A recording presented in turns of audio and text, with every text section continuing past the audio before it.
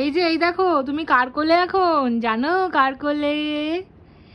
এটা হলো গিয়ে, আচ্ছা আমি বলে দিই, এই যে ছোট পুচকুটাকে দেখছো, পুচকুর যে বাবা, সেই বাবার ঠাকুমা হচ্ছে এই যে, মানে ওর বড় মা। আর এই যে বড় মাকে দেখছো, এই বড় মার নাতি, নাতির ঘরের পুতি, সে হচ্ছে এ। তুমি কার কোলে উঠেছো? হে, কার কোলে? আমি এখন ওর খাবার করব, তাই জন্য ওকে ওর বড় মার কোলে বসিয়ে রেখে যাব, তাই তো? কথা বলো, বড় মার সাথে গল্প করো, কথা বলো, বলো বলো বলো, এই তো বলো ঠাকুমা, কথা বলো।